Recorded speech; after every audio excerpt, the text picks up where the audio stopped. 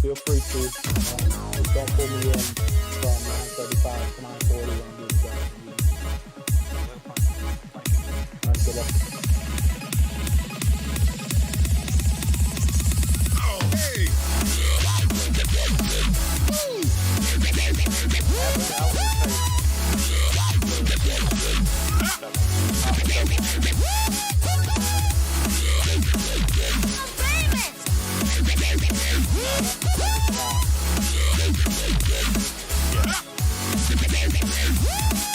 I have actually I'm watching. I got iRacing.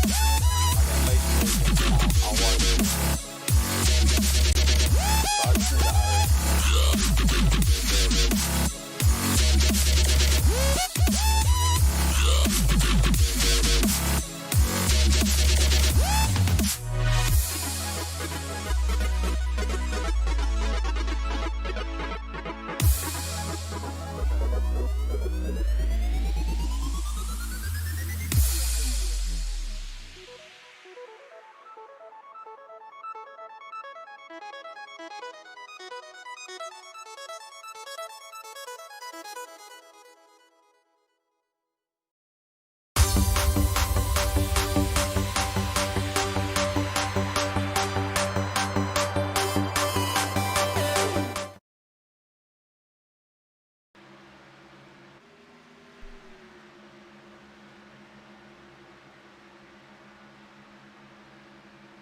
Welcome, everyone, to Intensity Broadcasting for the Race for Christ 250, sponsored by Doc's Gaming, Ron's Race Paints, and Gutter Brothers. Tonight, we will be at virtual Daytona International Speedway in the NASCAR Cup Cars for 100 heart-pounding laps. I am your announcer, Atlee Atman-Weiss, and joining me tonight to call the action is Dustin Dean. Hey, Dustin, how are you doing tonight?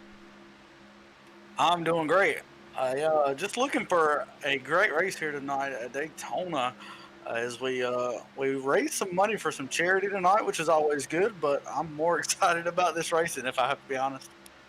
Yes, this is a special event tonight put on by the iRacing Superstock League to benefit a local church's youth group to help pay for special youth outings that some of the youth may not be able to afford. It's always nice when we can come together and race for a good cause. Dustin, I know you had thought about racing tonight, but I really appreciate that you're being here to call the race with me.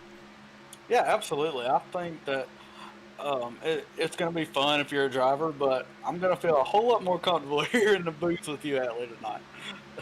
And I heard that you were so excited for tonight's broadcast that you had your wife do your hair and makeup yesterday. I'm sorry that we don't have any cameras in the booth, though. I appreciate you bringing that up, Atlee. Thank you. Wow. Yes. I just got blindsided, folks, by my own co-commentator. Anyway, back to the race, Dustin. Can you tell the viewers what are you expecting out of this race tonight? Well, I'm expecting some good, honest commentating from you and myself. But no, as we look on at practice, I think you're going to get more of what you see here. It's 100 laps, so let me start off there. It's 100 laps. I don't think we're going to see a lot of movers and takers here in the beginning of the race. As we normally do on our Friday night leagues. I think it's going to be more slow, more methodical, more give and take, shall we say. But as the laps wind down, just like in real life, you're going to start to see that pick up a lot. I like that methodical. Yeah, I use big words every once in a while. Anyway, this race would not be possible, though, without the help of three very special sponsors that I would like to mention. Starting off, Gutter Brothers.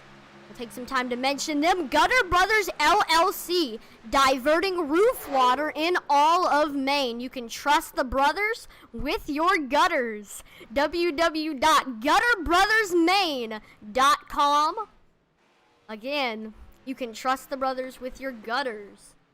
So thank you to Gutter Brothers for all their help and support. Also, we would like to thank Docs Gaming LLC. Now, Docs Gaming LLC was founded in 2015 with the aim to empower gamers through video games. They host monthly opportunities for people to get involved in their community, to give back through activities such as soup kitchens, volunteering at homeless shelters, and mentoring troubled youth. They use all of their donations to help veterans and active duty service members.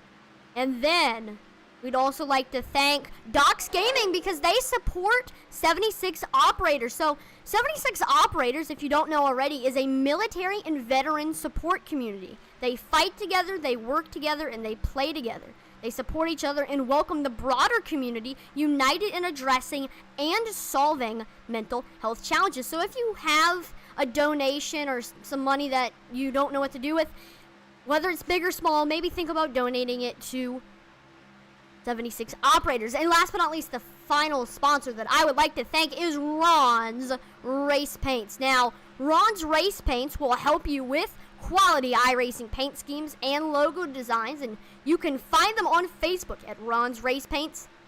He posts plenty of pictures of his paint schemes. Yeah, absolutely. I'll always have to say this.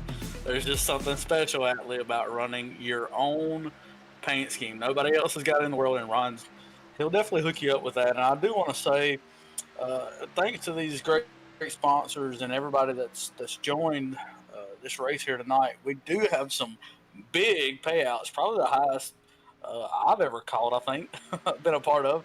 We have over $900 worth of payouts, and that includes first place, which gets $175. Second place is 100 laps, or $100.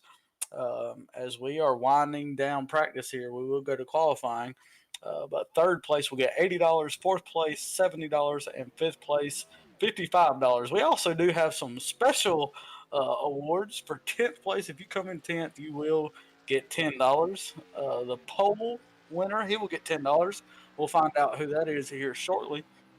And the first car 1 lap down at the finish will get $5. And I want to say, overall, the charity for this event has raised over $200. So thank you to everybody who's came out to race with us. Thank you if you're watching. That really helps. Thank you to our sponsors, as Atlee covered. And let's get out here and watch some qualifying here. Yes, and I feel like this prize now is going to bring a lot of extra competition to qualifying, a lot more competitiveness from these drivers. Because oh yeah, you get $10 off the bank, or off the bat. I mean, that's nice. So even if you are going to have a bad race, it's still, you got to realize that you're still going to get money if you win the pole. So let's see who is going to be that person who is going to get the pole. We got drivers on the track right now. We got the 99 of Jeffrey Wallace on the screen right now, and that orange and blue and white car. I love that paint scheme from Jeffrey Wallace. Yeah, it's like a blue white car. I can't really tell what the sponsor is there, but it's interesting nonetheless. Now, it looks like, speaking of sponsors, Ron Morse Jr. is on the track, and I wanted to find his paint scheme, but he didn't turn a lap during practice. So here is his paint scheme right now. If you want something that looks just as amazing as this, check out Ron's Race Paints. I mean, look at that. Sweet. And guess what his sponsor is there, Atlee? I'll give you one guess. It's Ron's Race Paints. Yes. At least on the back it is. Looks like he's got Down South Racing and... That's right. But on the back it does have Ron's Race Paints. That's what I clicked to first. But yeah, his car is sweet looking. You could have a car just like that. Now, looks like Kenneth Farmer so far is on the top of the board. Oh yeah, they're piling in with laps right now. It reminds me, not to get political at all, it reminds me of election night where you just see stuff just start pouring in. Justin Cope now takes the top spot with a 47.669. That's about a half of a 100 there in front of second place. And I guarantee you the rest of them are going to be just as close. Looks like Justin Cope, he's now going to take it 47.669. I did forget to mention, thank you, Max McClure, for sending 10 stars. Really helps us a lot.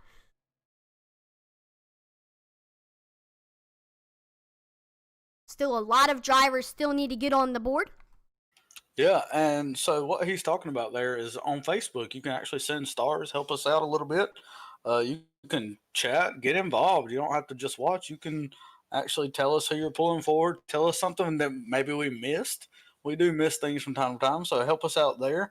Also, we might shout you out or two. We do have Matt. He has said that he is pulling for Ken Farmer if he's racing tonight. And so far, I don't. Yeah, he is in here. He's the 11 car. He will be running tonight, so he's got one fan at least. So come on, hang out with us. We might shout you out tonight.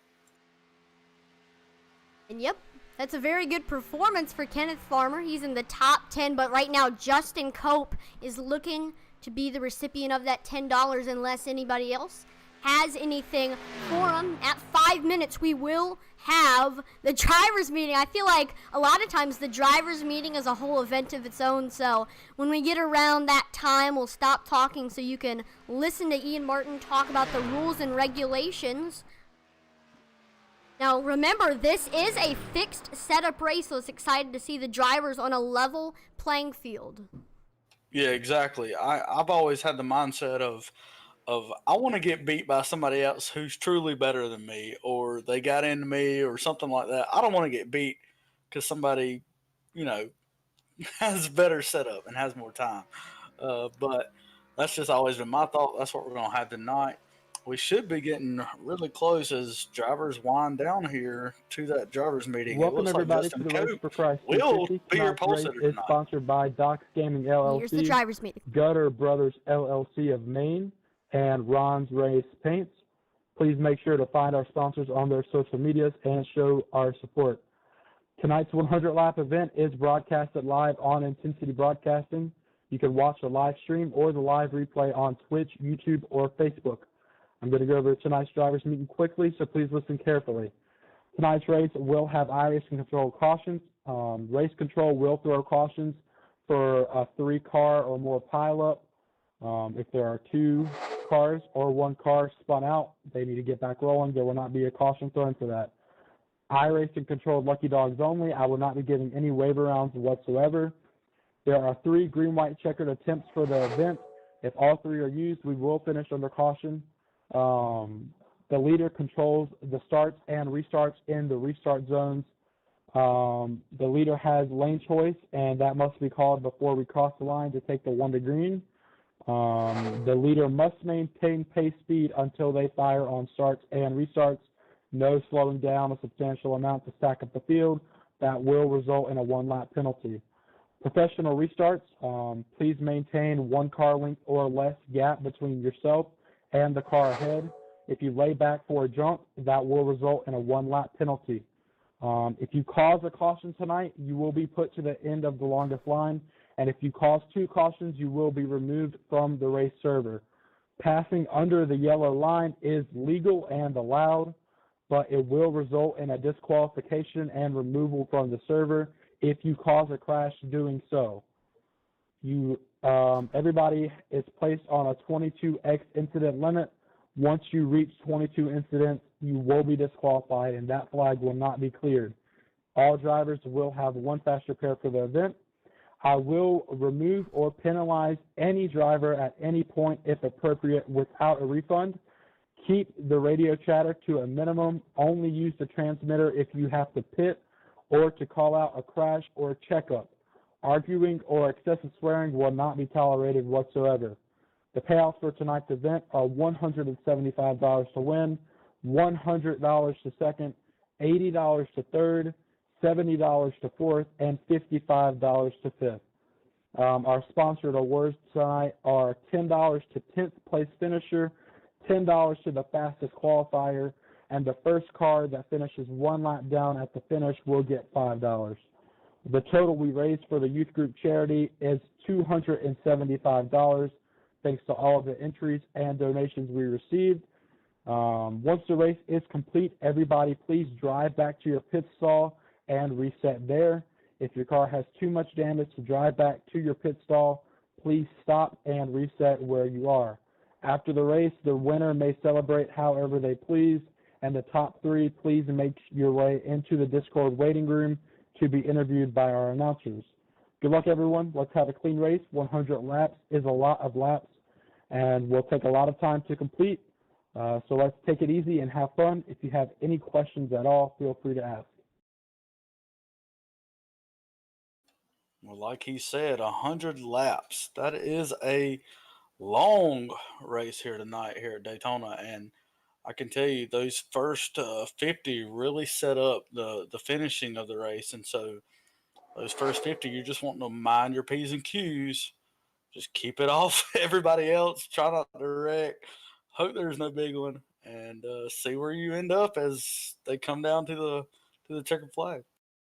Now, I mean, the reason that we have to get through the first half is to honestly get to the second half. So I'm going to be excited. If 100 laps, it does seem like a long time. Do remember, though, that there will be no competition cautions and no stage breaks. That being said, I think there will be probably plenty of cautions tonight. So don't worry about that. I think we'll bunch them up quite a few times here. Congratulations to Justin Cope. He will take that pole. He will get that $10 right off the bat, like we talked about earlier. So, and man, he went out there pretty quick. Usually the first couple that go out there don't take it, but he did 5/1000ths of a second. He won it over second place Ray Rogers. That's just crazy there. It looks like we are going to have, I believe, if I can count it right, we have 29 cars entered into this race. Yep. I see. That is correct. 29. You're right. So we are now gridding for this race. We will give the starting lineup. We gotta wait, though, for everybody to grid. Just to make sure everybody's counted here tonight.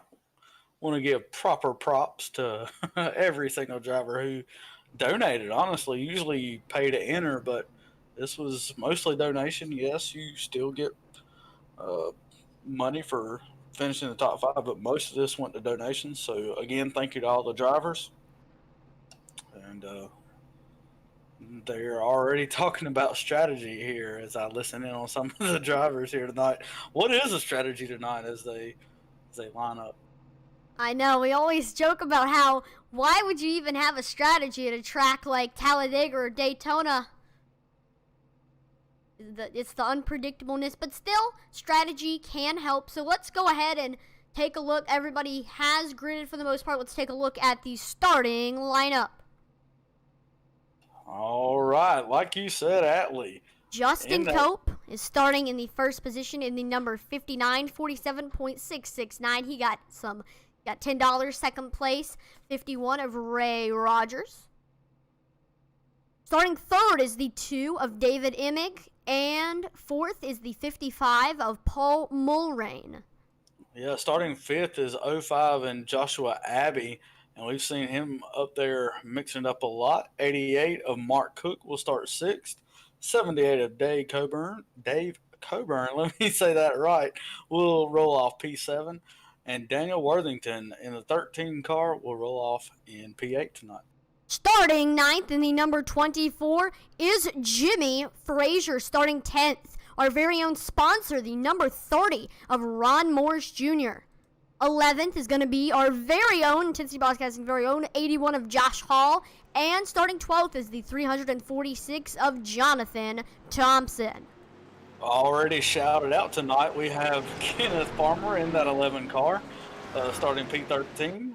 Billy Bigley Jr. in that 28 car, he'll start off in the 14th spot. Our very own, like you said before, Joseph Wright We'll start 15th in the 82 car, and then starting P16 is Nathan Nixon in the 33.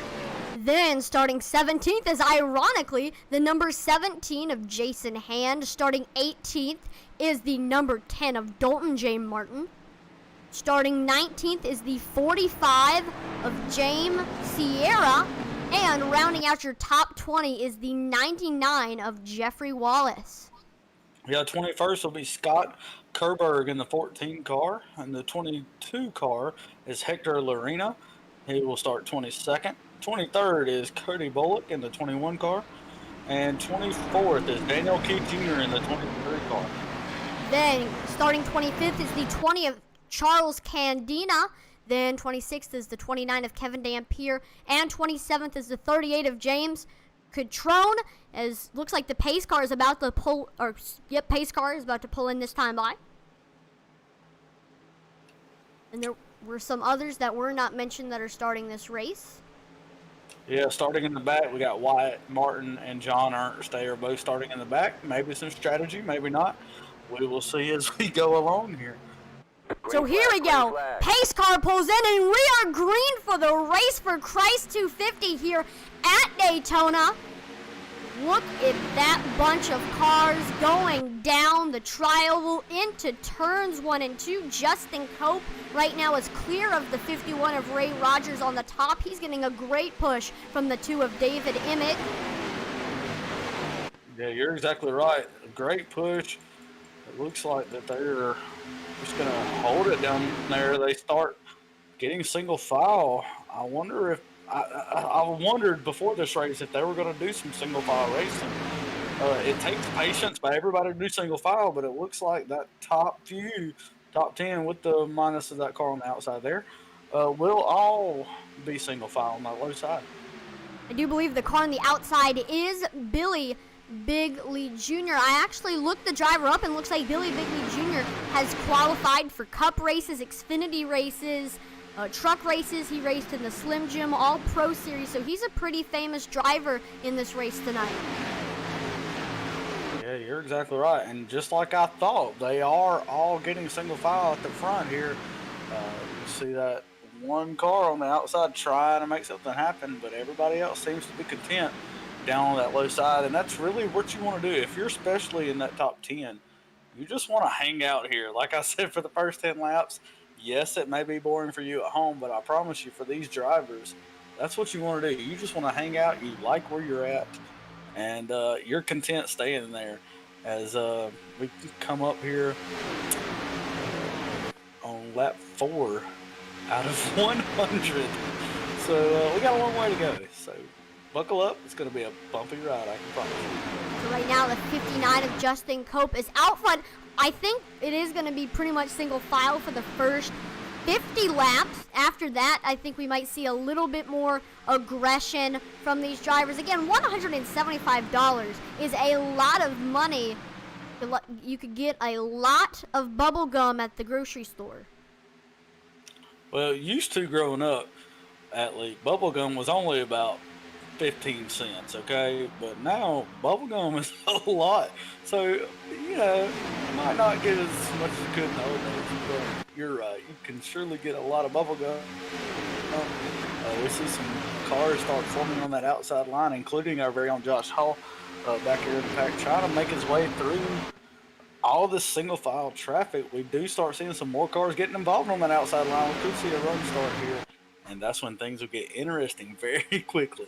Now, this is starting to get very excited, and if you are excited as we are, make sure to hit that share button on on majority of all 3 platforms, Facebook, YouTube, and Twitch. You'll have the option to share this broadcast, and you can share it with all your friends and get a lot of viewership, I guess you could say, to this broadcast. So if you're interested, make sure to hit that share button tonight and help support these drivers. You can also have a watch party in Facebook. Who doesn't love a watch party? Yeah, exactly. The NASCAR season's over. You know, usually on Friday nights you'd be watching the Truck Series or or whatever else is on be going to the local short track. Well, guess what? Racing's over. So how about sharing the love of racing with the Race for Christ 250? Whoa! I just saw two cars about to make contact back here in the back of the pack. They're really starting to stir things up back here. Yep, looks like that's Ron Morris Jr. is right now leading the show up top. We got Daniel Keith Jr. in the Gutter Brothers car, Josh Hall and Billy Bigley Jr. All are up top. Yeah, you see that Ron Morris trying to make that outside line work. Like you said, he's got Kenneth Farmer right behind him, and just not able to get everything organized like they want to here on the outside. But maybe as we move along, more cars will be willing to go out there. Everybody seems content right now. Just stay on that bottom line, just ride it out until we get further along in the race. As we come to lap 7 of 100 here now. Oh, it looks like we had some smoke. I saw that on my screen. No cautions come out yet, so it looks like no wreck from that smoke. But these drivers, if you haven't raced a super speedway... Oh, got a car around? No, we just have a smoker. I think it's somebody glitching. I apologize, viewers. Yeah, So if you don't know about iRacing, if somebody doesn't have the best internet connection or something's going wrong, a lot of times it'll pop back in, and when that happens, there's some smoke that happens, and it can make you think something's going on in front of you. But that was all that was, Atlee. No caution. Yeah, it can be very confusing for the driver behind you and in front of you, seeing a car that's there and then poof, it's gone right in your rearview mirror, and you're like, what happened? Still Justin Cope staying in the lead here at Daytona, but still we have a few drivers up top, but I don't know right now if anybody else is willing to go up there. Yeah, it seems like everybody's pretty content. I keep seeing that smoke as I look back here. It keeps making me excited. But as you see here at home, everybody's pretty content riding.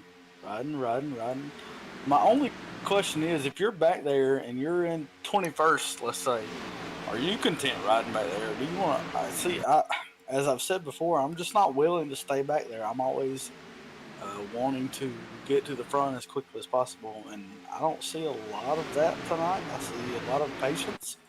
I see a lot of give and take, which is not usual here on iRacing, but tonight I'm proud of these guys. They're doing okay. In majority of Ian Martin's leagues that he's ran, he prides himself in trying to make it the cleanest racing possible, not a lot of dirty racing. And right now we're seeing a lot of that very patient drivers here. Definitely. Whoa, I just now noticed that got someone on the top. We got a big line of cars coming. Yeah, it's starting to form on that outside line. I don't know if it's going to go anywhere or not, but you're right. It is starting to get there. We have that 23 of Daniel Keith Jr. on the outside kind of leading it up, and more and more cars start to peek out there. We might have some action as they make their way to the front. This chopper cam that we're on right now, you can really see how much back and forth sliding around these drivers are. It's almost like they're on ice. They go up and down, up and down. It is so hard to race on a super speedway, and these drivers, they're some of the best on iRacing. Yeah, you're exactly right. I mean, it looks so easy as we have that contact. There they go spinning down, and we got one car upside down. Wow. It is now time. They're still wrecking. For your Wreckage Replay. They're still wrecking even now. As that Wreckage Replay is up there, Atlee's getting it ready for us. Man, what a crazy wreck. Let's look from the air. Oh, looks like we had some contact between the 05 and 99 of Jeffrey Wallace. He's flipping in the air, makes contact with Catrone. The 88 plows through the 45, and we are flipping. Let's see. Let's get another look at this one. So, looks like the 99. He went really high on the track, got loose, and then went into the 05. He goes back up, collects the 38, and he slides over the 78 like a spy agent sliding over the hood of a car. That's right.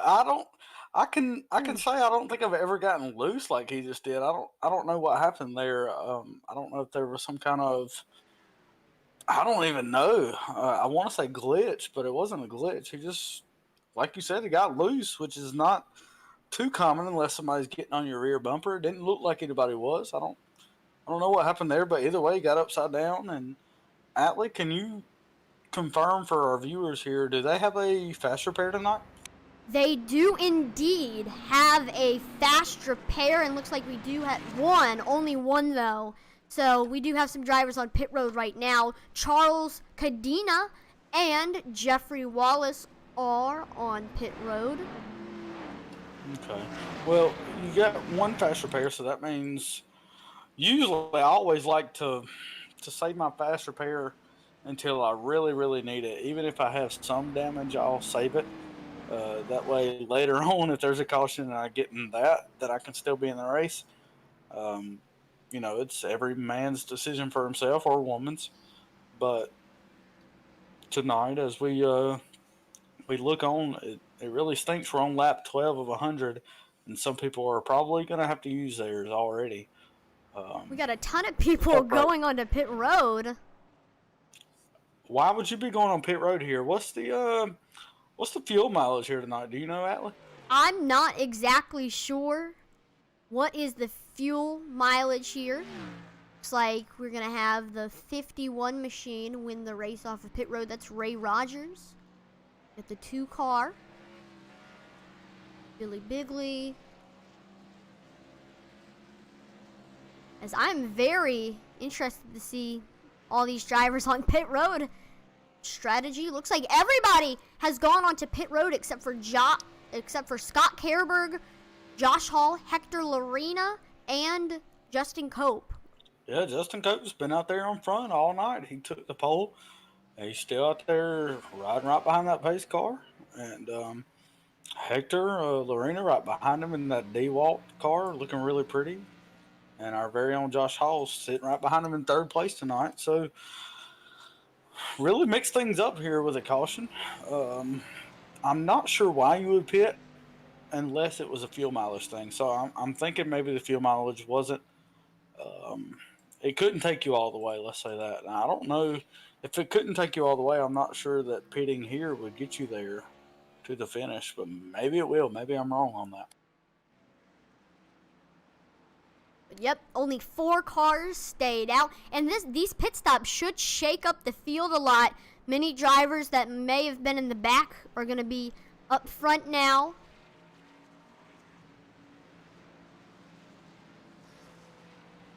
As lights on that Mustang are off. Yeah, you got cars catching up, but that's one thing I love about Daytona is it's not a long caution. Usually there's long cautions. As many of you know, if you've watched iRacing enough, there are long cautions. But here at Daytona, it's quick. Get in, get out of the pit road, and back to green flag racing, and that's what we're seeing tonight. If you did see that pop up, thank you, Dustin, for liking the stream. If you want to be like Dustin, make sure to like the stream. We do have a question submitted by one of our Facebook friends. Dylan Redding asked, is Ian Martin not racing? If you don't know, Ian is the one that sets this up. He is the league owner, and he is not racing tonight. He wanted to give everybody a chance, and he didn't think it was fair for himself to race with so much money on the line. And so he wanted to give a chance to everybody that paid money to win. And so he decided not to race tonight, which I think is very admirable. That's the way it should be done, in my opinion. If you're in NASCAR, I don't see, Stephen Phelps out here running for a championship or anything like that. So if you're in control of the things, I don't think you should be running. And tonight he's in control. there's a lot of money on the line, so kudos to him for not giving up, or for giving up his chance to win. So here we go. We are getting set for the green flag, and green flag is back out for the second or the first restart of tonight's race. Justin Cope gets out front. We're side by side for second. 81 of Josh Hall on the bottom, and he is going to clear as we are now going to fall in line here. Still a lot of drivers up top. Well, here's what worries me, Atlee, is there's been a lot of single file racing, but now's the time I think that they're going to start making moves. You've seen guys that have been willing to stay single file. I don't think they're going to be able to stay single file anymore. As you see the 55 up there of David Emig. I think he will try to take it to the front. As we see a lap car, we take it 3 wide. I think they're going to start mixing it up a whole lot more here, which will unfortunately probably lead to a caution. But speaking of caution. Yep, there it is. I knew it. I called it, Atlee. Well, caution has come out here at Daytona, so we will get you your replay. Do not worry. Let's take a look at that Wreckage Replay as Atlee gets that ready for us. So, we will, did you see exactly who it was, Dustin? I didn't. I just saw cars at the bottom of my screen start spinning out. I didn't know who that was. It was a white car. I didn't at that. I will say that. As you take a look at our awesome sponsors.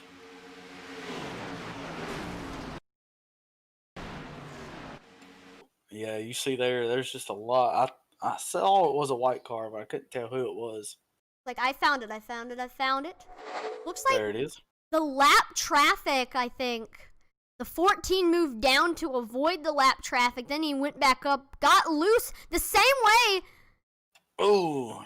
Right into the wall.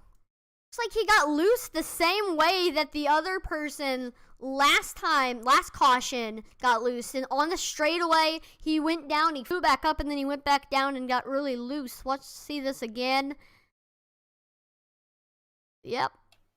Right. Or he might have even thought he was clear there and trying to come back down. I don't know. He might have been loose. I don't know. But either way, man, that's a tough break for him right there. And looks like tough break for a lot of guys. Joe Wright, he made it right by everything. Here is his view. Oh, look, they just spun out right in front of him. He goes left and he avoids it. Wow. The seas parted. Yeah, I can tell you, if you're at a restrictor plate race, well, it's not really a restrictor plate anymore, but if you're at one of these super speedway races, let me tell you, if a crash is happening, you want to turn left immediately to avoid it.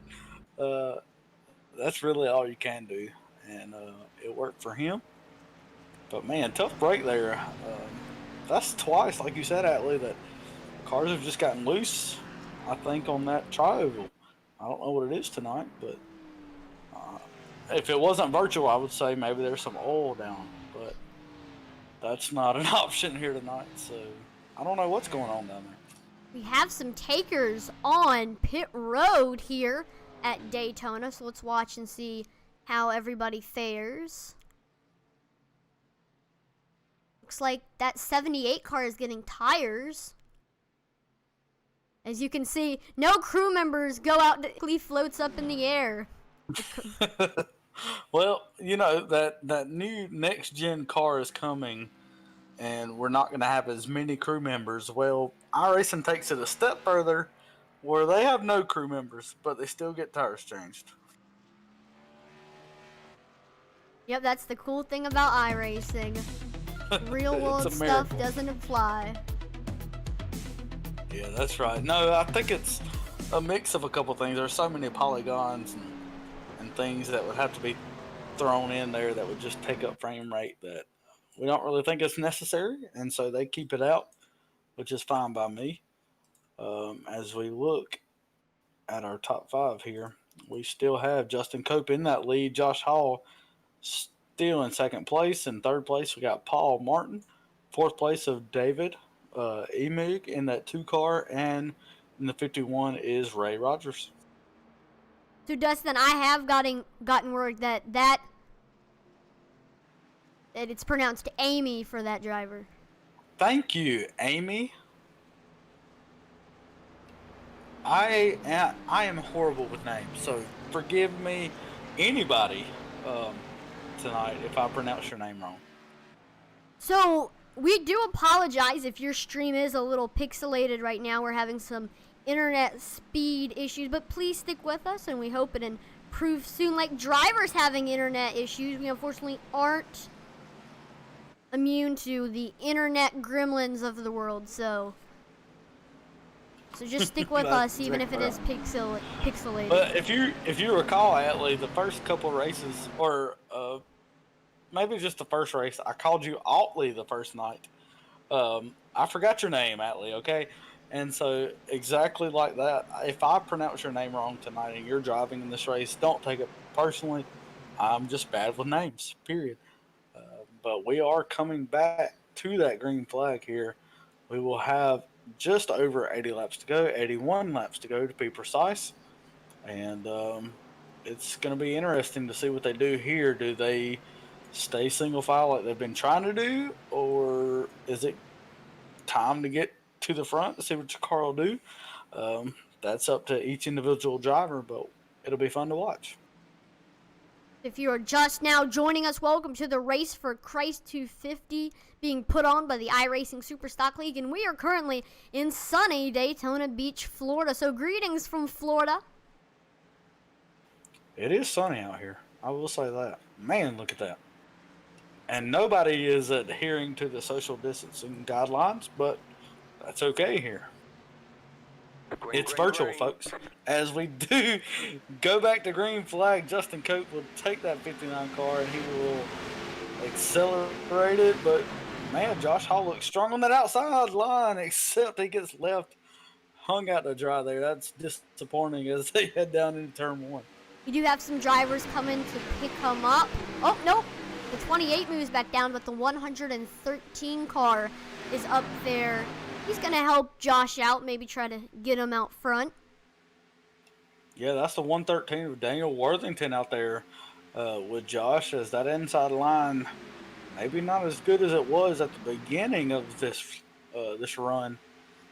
But that outside line, I'm telling you, if they could get help, it's just them two right now, but if they could get help out there, they would be really something. And he is left out there all by himself. See if he can sneak down here. No, he doesn't. He stays on the outside.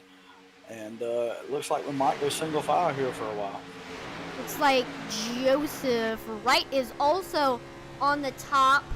Look at that. This is the gyro for Justin Cope. Let's watch, seeing the turns. Oh. Yeah. You can see just how crazy them angles are there. I've always wanted to do a ride along or a driving experience like that. It's just too expensive, if I'm being honest. And if you've ever looked at it, you probably thought the same thing. But I've always wanted to do a ride along, as we do see jumping out on the outside. I don't know if they're going to get organized or not. That's the problem. Oh, wow. He goes to the high side. Whoa. I was looking at the cockpit. I never thought I'd see Justin. Yeah, I never thought I'd see Justin go to the outside like that on voluntarily. Wow.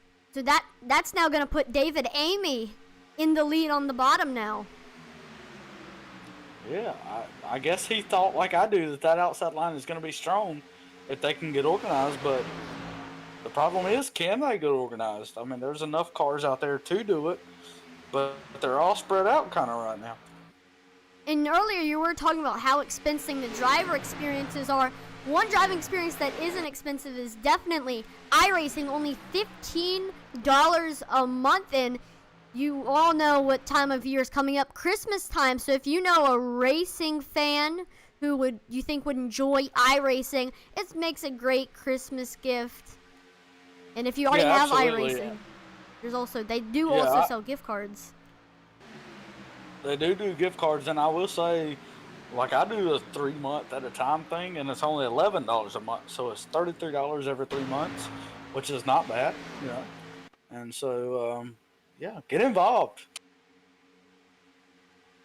You can race on a broadcasted race like this, and one driver who's doing really good tonight, Justin Cope, he's coming back up on the high side, Dustin. Yeah, he is. He might have chosen that right line there. I don't know. It's just them two on the outside right now. We do have Josh Hall behind them trying to get up to him, but he's just not there to help. Well, I stand corrected. Look at them. They're taking the lead on the outside line. I don't know if it's going to hold in 3 and 4. But for right now on the backstretch, they've got it. And like I said, they quickly lose that as David will take back the lead here coming off of turn 4. Man, I really wish we would get some organization on the outside line so we can see some clear side-by-side racing. But we're just not seeing that tonight. That inside line seems to be in control. You got to remember, though, it's a 100-lap race, and we are only 25 of 100 so far. So I think that right now these drivers are just trying to stay calm, not tear up their cars, because there's still a lot of race left. Yeah, you're right.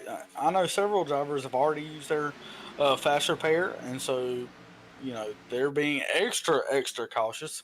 But for the drivers that haven't used their fast repair, they still, you know, want to finish pretty decently, maybe not even have to use one. And so they're trying to be cautious, but as you can see, Justin Cope, you know, some of the drivers around them, David, Amy, they're trying to just lead with, but still being cautious.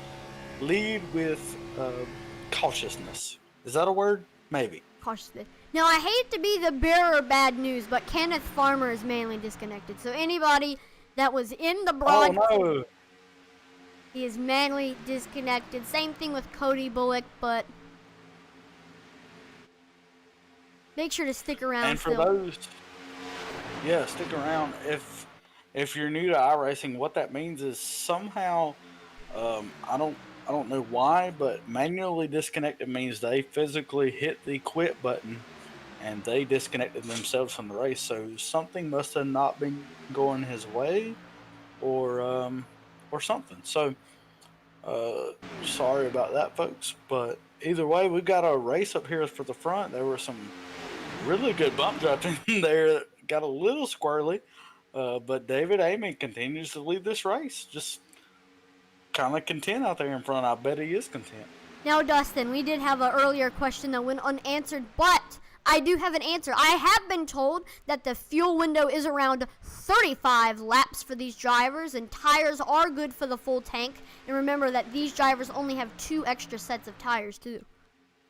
Okay, so 35 laps, you're looking at 35 and then 70, and then you're good to the finish. So that goes back to, why did everybody pit after that first caution?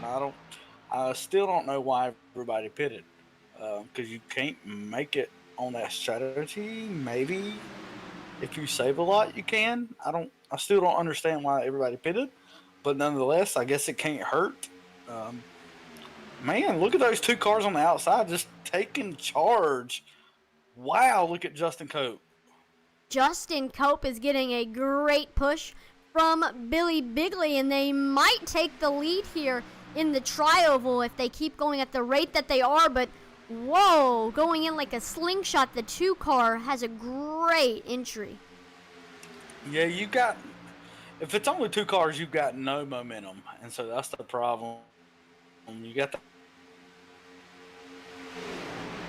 that inside line that a rubber band, what you just saw there, that inside line released.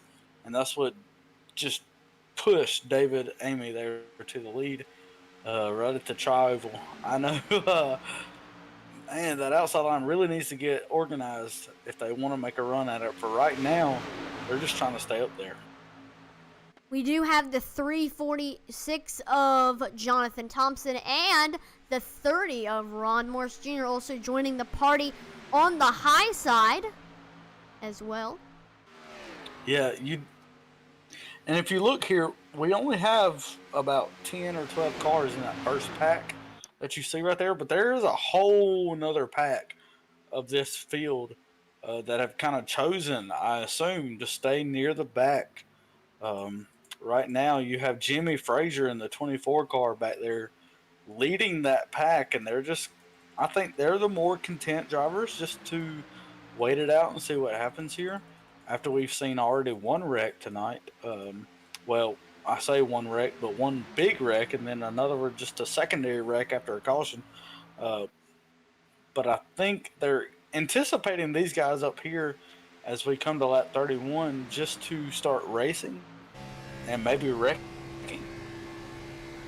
Right, and I said this last time, there's a whole ecosystem, biome, whatever you want to call it, back here. And Jimmy Frazier, he is currently the leader on the high side.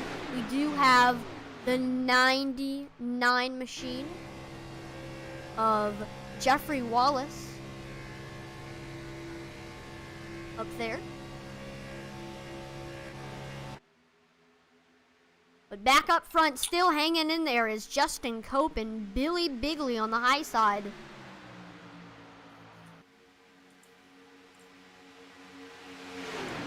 Yeah, you're exactly right. We got David Amy there on the inside line, just leading the field. We got Justin Cope in second position. Third position is Paul. Again, Mulrain. I think I'm pronouncing that right. I don't know. Mark Cook there in the fourth position on that outside line, running that 88. Well, it looks like 28 on the. So on your ticker, it will say 88, but it looks like the 28. And again, I will explain through trading paints, you can actually have a different numbered car than on iRacing. So even though it says 88 on your ticker, Mark Cook is in that 28 car on the outside, pushing Justin Cope, trying to get to the lead here. As that outside line is starting to get a little bit tighter, a little bit more organized. That's what you want to see if you're on that outside line. And as a driver, listen, there's a big, you see it on your screen right now, there's a big double yellow line, okay, if you're on that inside line. It's easy to run that line and get organized. On the outside line, there are no markers, right? Maybe there's a couple on the track. Yeah, there's a couple on the track, but there's not a whole lot of help up there. And so you really have to have good, consistent drivers that know what they're doing and can do it well to help you on the outside line. Now we have just hit a milestone on Facebook. Whoa. Oh no! The two car of David Amy. Oh, they break. Oh, what's gonna happen? Whoa! Go! Caution, yellow flag. And there's the yellow. There's the yellow. Wow. That was scary. I thought, oh my gosh. No contact ever got made. It was just that he was stopped in front of half the field. That's what brought out this yellow. Just like NASCAR, we err on the side of safety. And as you see there, man, he was stopped in the middle of half the field. So there had to be a caution come out. As we see him, he starts to get loose and he comes back up the track. He breaks, that's the scary part. He breaks, though. That's what saves Joe. Yeah, he did break, but that's what is so scary. Not the actual initial spin out that you see right now. It's the coming back onto the track where there's multiple cars that can get involved, and he does break. You're right. Right there, if he wouldn't have braked, Joe would have been out of it. That's for sure. But kudos to everybody behind them. As you see right here, they'll start coming up. Maybe not. Maybe they've already passed. My apologies. But No, he does. they're coming.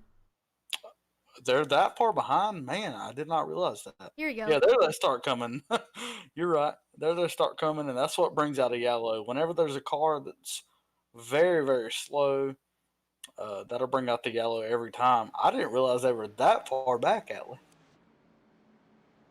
Right, and it's great that nobody else was involved in the wreck, but I would like to mention that we have just gotten 300 followers on Facebook. If you haven't already, please like, follow, subscribe, and turn on notifications on your preferred platform that is good for you, whether it's Twitch, YouTube, or Facebook. And thank you for 300. Whoop whoop, 300 followers.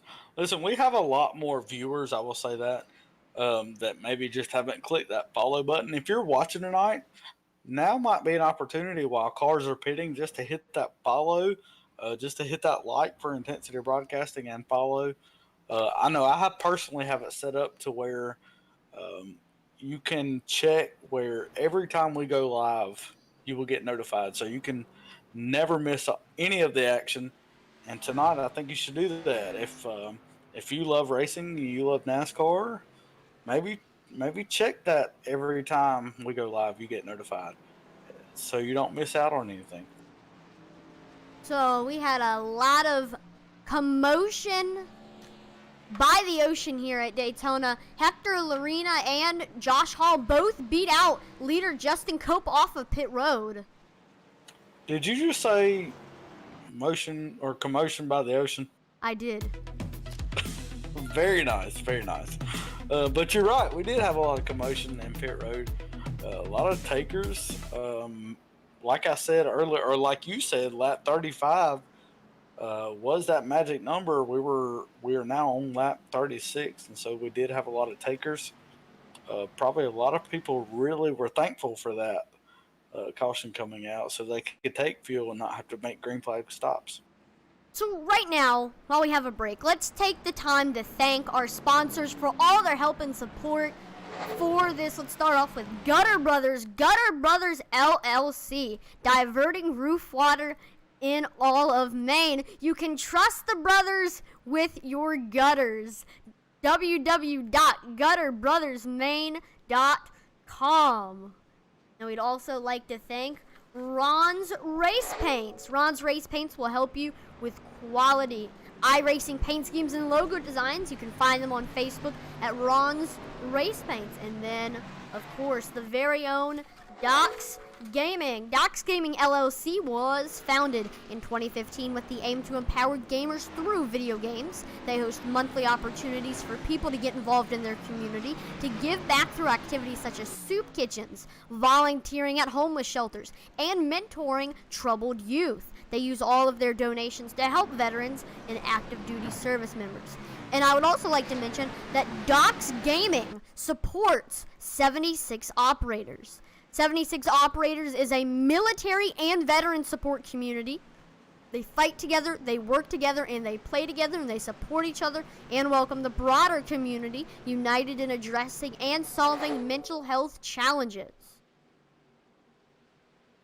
And if you are just now joining us, welcome to the Race for Christ 250 put on by the iRacing Superstock League. And we are by the ocean at Daytona International Speedway in Daytona Beach, Florida. And it just felt right to say commotion by the ocean. Commotion by the ocean. You're exactly right. There has been a lot of commotion here tonight. We are only on lap 37 of 100, not even halfway yet. So there's a lot of action still to play out here tonight, still to unfold. And I don't know about you, but as we get ready to go back to green flag racing, I'm thinking the intensity is going to pick up here. Justin, I don't disagree with you. I think there's going to be a lot more action after this caution. We are nearing halfway here at Daytona. I think we might see a lot more taking than giving, I guess you could say. Yeah, you're exactly right.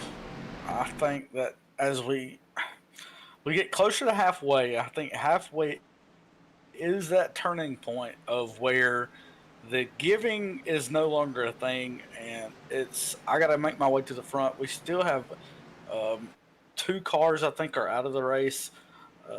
There's a couple car laps down, but we still have 23 cars on the lead lap.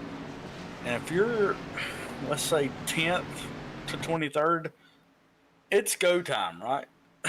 Or is it not? Do you wait? Is there another big one? Who knows? It's Daytona, Atlee. Who knows? I know it's up to the drivers whether they want to go right now or whether they want to just hang out in the back for a little bit longer. But it looks like starting on the inside is going to be the 22 of Hector Lorena in the 22. He's a new one up front.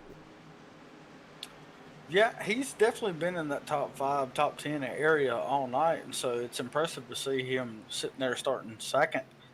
Um, but as we come to that green flag, I have to remind you that on Facebook we are watching you intentionally, and so if you want to shout out your favorite driver, if you want to just leave a comment, we will shout you out. I know Wes Wygand, he is a regular here on Intensity Broadcasting as far as racing. He said he's watching them DTJ boys and waiting for them to make moves at the end as Woo! we come to the green Green flag. flag, green flag.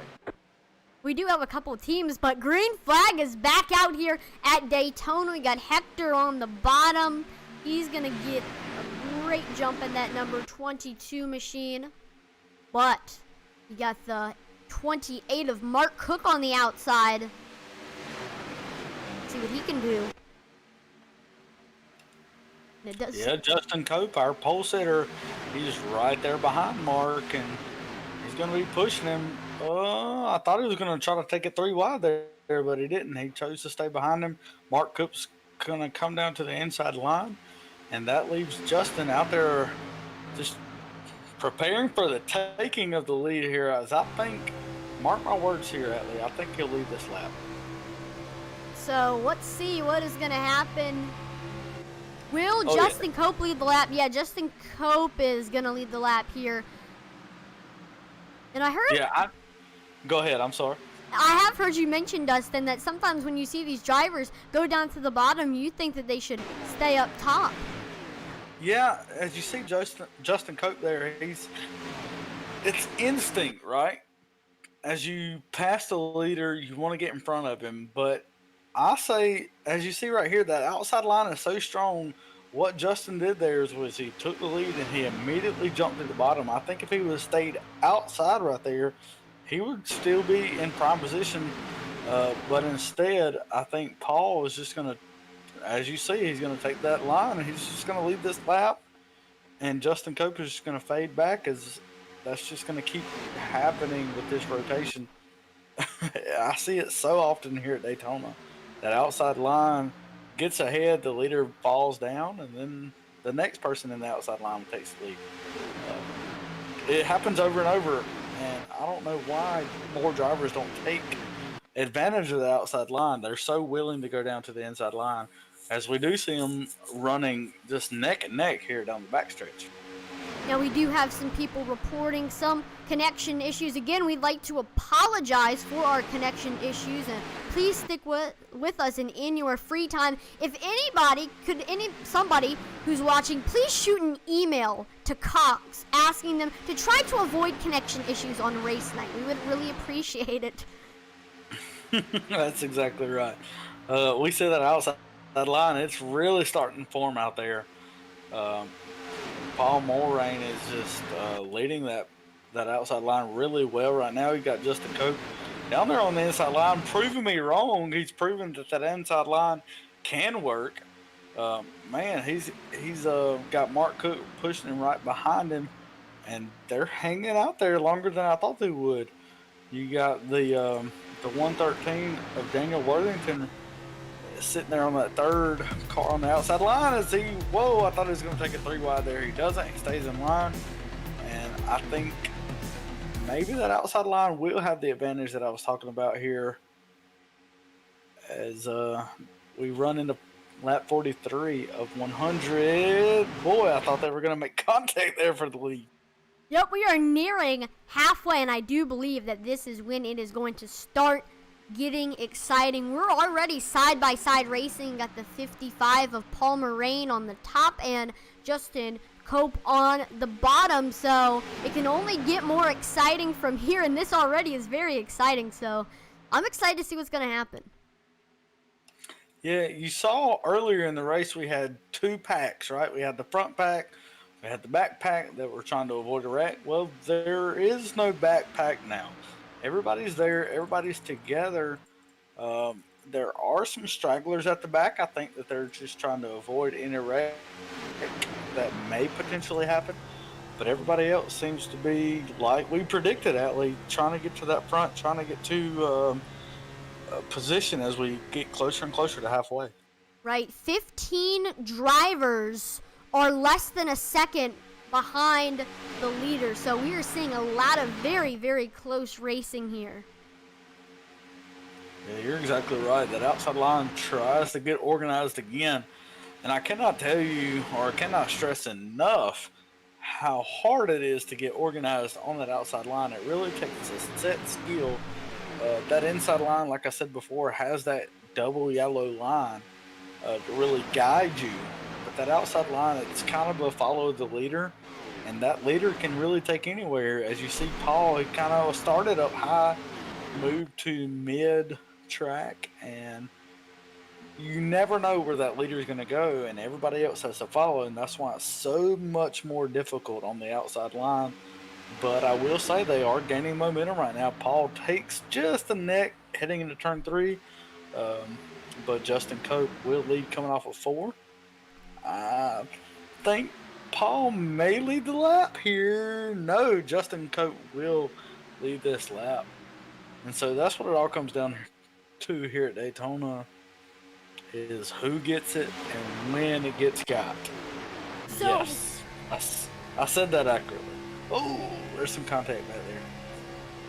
if you're looking right now, you were just talking about this, but right now, Joshua Abbey, it kind of looks like he's playing follow the leader with the 55 of Paul Moraine here.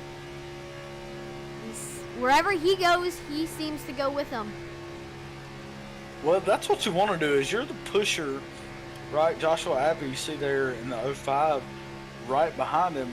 That's what you want to do. You want to be as close as you can to him. You do have to watch oil temperatures. You really start to rev up those oil temperatures as you stay behind them longer and longer and longer. But that's what you want to do, especially if you're on that outside line. You want to get as close as you can and just be really, really good at pushing, especially on the back stretch. That 113 is not as close as I'd like him to be if I'm on the outside line. But Joseph Wright in the 82 is trying to help the 113 get up there, as that outside line just takes a nose going to 3. Man, this is some good racing we're seeing tonight. Definitely. I am excited to see what Paul Moraine can do in that number 55 to try to get by Justin Cope, who has been leading this race for a while now, as we are continuing to near halfway through this race. Yeah, you're exactly right. That outside line just doesn't seem to have it. There was a car that was smoking. The 99 seems to be having a lot of connection issues. I think that was the car that you've been seeing. Yeah, and like we said before, every time you have a connection issue, he will blink out, he'll pop back in, and every time he pops back in, it just gives smoke almost everywhere. And so it looks like there's a car sideways, and it can be really scary as you're watching a race, especially if you're driving in the race. But he's okay right now. He seems to be doing okay. I do have word that Ian Martin, our race official, is watching him. He's in the outside wall right now. Yeah, he's in the outside wall, been bouncing off of it. I think he's going to the back. I think he's been told to go to the back, and that's where he's at. All right, so that is a good decision by Ian Martin. He's now going to be in the back, and the driver, Jeffrey Wallace. He's out of the way now of anything. It can be very scary for the drivers, but again, it's not his fault that he is experiencing connection issues, just as we tonight are experiencing connection issues as well. Yeah, that's right. As we jump back up to the front here, you see Justin Cope. He has really gotten out front as Mark Cook has been helping him get out front. Well, as I say that, Paul Martin comes right back to the outside line. He's got that help from Joshua Abbey in that 05 car, and they're just trying to make their way to the front. I don't know, for whatever reason, it seems they can't quite get there. It seems like Justin Cope in that 59 is just able to keep it out there. We do have 3 wide back there. Oh, he's barely squeezed in. So I'm just impressed that everybody's minding their P's and Q's again. tonight and not wrecking as much as I thought they would. We are at the halfway point, lap 51. We are halfway through this race, and Justin Cope will lead that halfway point. It's only going to get more exciting from here. So at this halfway point, take the time to go to the bathroom, get a snack, and then when you come back, we'll have a 10 or 15, or I think it'll be a 40 lap stretch to the finish. So again, take the time to use the restroom and get a snack and enjoy the rest of this race. Yeah, earlier in the race, you saw that there were two separate packs. Right now, what we're seeing, we got the top 10, 11, 12 right there together, and then everybody else is kind of single file behind them, just trying to make it to the end, right? If these cars wreck, guess who's going to be okay? It's the cars behind them that are just taking their time, just right behind them. You can see they're keeping up with them, but they're not, right up there in the mix where if something was to happen, as you see, contact right there between the 113. My goodness, that was close. And that's how quick it happens. And so kudos to them who are back there just biding their time trying to make it through this race. Right, but at the same time, being all the way back there can be very, very dangerous, because if something happens up front and you have nowhere to go, that is not a good feeling. Well, yeah, you want to be back far enough to where you're not in danger of that. But you're right. If you're right behind this group, then yes, you are completely in danger. You do see a couple cars back there that, in my opinion, like you said, are in danger. But there are cars like further back that are really just staying back there. And that's the cars I'm saying kudos to. They're just staying back there, and they've been content back there for now. I think they're expecting a big one. Looks like we do have a lap car coming up here. Last time we had a lap car, there ended up being a caution. So hopefully these drivers can make it by this next lap car a little bit more cleanly. Yeah, Daniel Keith Jr. in that 23. Looks like he's gonna stay to the high side, and hopefully it all works out. He does come to the middle of the pack, or middle of the track, which always makes me nervous. He does make his way back to the high side, and hopefully he'll stay out of the way here and respect everybody else. He does that. He's missing a front fender on my screen. Yes, it does look like everyone will get by him. There is a car loose back there. He hits the cone for the pit exit, but he is okay, and everybody sorts their way through here. That is good to hear that he is okay, as everybody did a great job making it by that lap car. Still, the 55 of Paul Mulrain is on that high side in the 55, continuing to try to get by Justin Cope. Hasn't had much luck up top. He's got 3 other cars pushing him. Looks like the outside is kind of fading a little bit. Yeah, I will say, if you had Justin Cope as your winner tonight, I think you need to go buy a lottery ticket, because right now he's been out front for most of the night. He's been on the inside, been on the outside, kept people behind him, and he's done a great job of it. Whoa, what happened there? That's the 28 of Mark. Looks like he just started smoking. He's going to pull down to the bottom of the track. What is wrong with the 28 of Mark Cook? He's got a lot of smoke coming out of that back of that Ford Mustang. You think an engine blew? Yeah, as you're behind somebody, that engine really starts to get hot. The oil temperature starts to go up, and you're flirting there as you stay behind somebody for as long as he did. You're flirting with disaster, right? The oil temps get too high, your engine will blow at a certain point, and that's what it did. He just came over the radio and said his engine is expired. He's going to try to make it back to the road. He does have a fast repair, but for now, he will not be in second place anymore. Justin Cope falls back to 4th, as Paul Moraine will take the lead here up front. That is right. The 55, without that help from, just with the whole thing with the 28 cars, shook up the field a lot. We have more lap traffic. He's going to go to the high side. Very good. See some takers down on pit road there. I don't know what their strategy is, but maybe they're out of fuel. I don't really know there, but That was actually... yeah, there's some... That was actually Mark Cook with the engine blown, who went, looks like also Charles Cadena and Hector Lorena, who at one point was in the lead. Yeah, I don't know what's going on with them. I'm trying to listen into the drivers. Nothing really being said at this point, and you can't really tell. I don't know if they were on the wrong pit strategy and just are about out of fuel, or what's going on with them. They just felt like they needed to pit. But here's they making their way to the tri-oval. They are coming on some more lap traffic. We have John Ernst coming up next. They will lap him in that 71 car.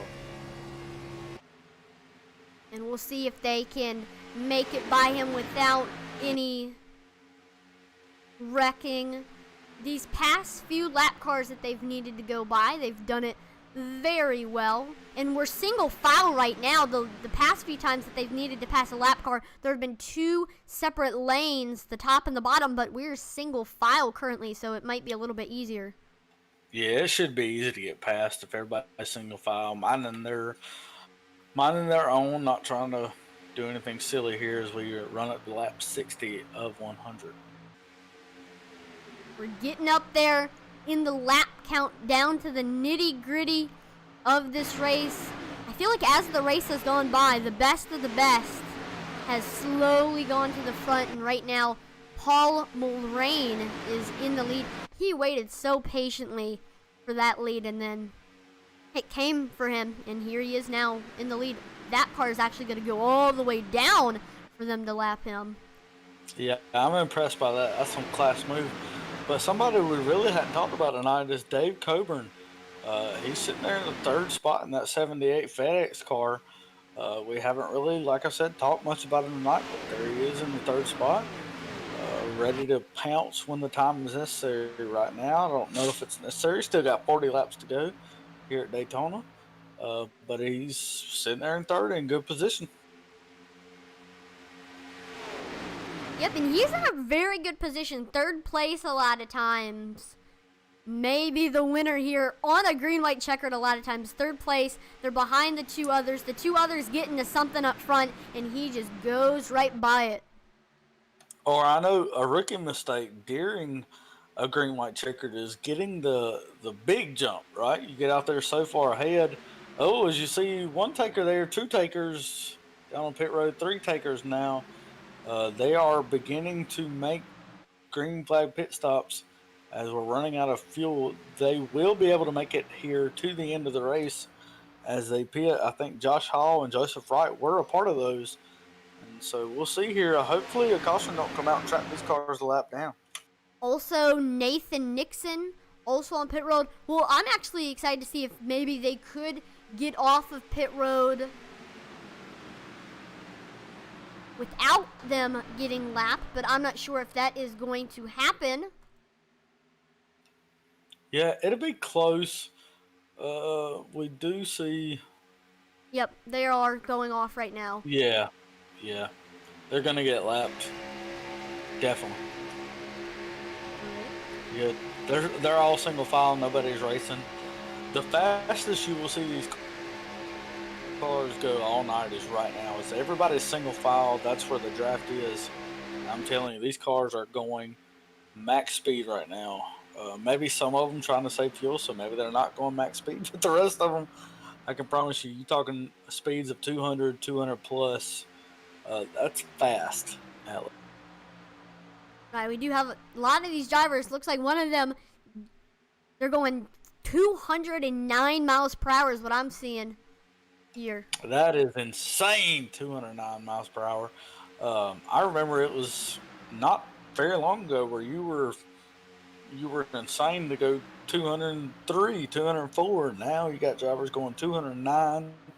I remember in practice I saw 211. Um, Man, I would hate for one of these cars to get turned around and get airborne, but it could happen. But still got the Palm Rain in the number 55, staying in the lead as we are single file. I think now is going to be the time where green flag pit stops are going to start beginning. We've had a very, very long green flag run since this past caution. So let's see if anybody else is going to go down onto pit road. Nope. Not that time. So it's all about when now. When are these drivers going to go? When is Paul Moraine going to go? David Amy, David Coburn. When is Justin Cope, Joshua Abbey? When are those drivers going to go on pit road? Well, like you said earlier in the race, there's 35 is really about the fuel range, and so as we look now, we're coming to 35 to go. I think you're right. I think maybe now even is the time to come down pit road. They're coming out of turn 4. Let's see if there's any takers this time. Maybe there is, maybe there's not. Looks like maybe one. No, he stays on the track. So no takers that time. Will come to 35 laps to go exactly right now as we head on lap 66. So the stint of these drivers is fuel right now. Some of them 31, 30, 29, so they're getting up there to the point where it's about time to go down onto pit road.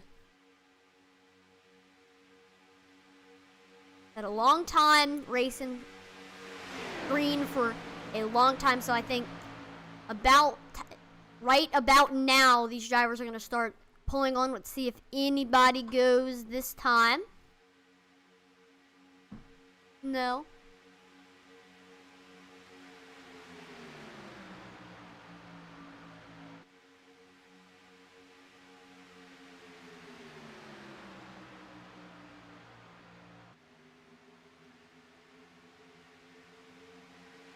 And this again is for $175 here. And right now we're single file. I think after everybody's gone down onto pit road, it'll get a lot more aggressive. Right now these drivers just want to save fuel. That's why they're all single file.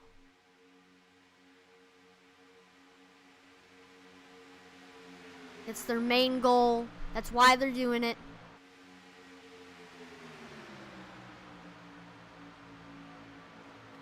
We see there is everybody's running single file on that bottom line.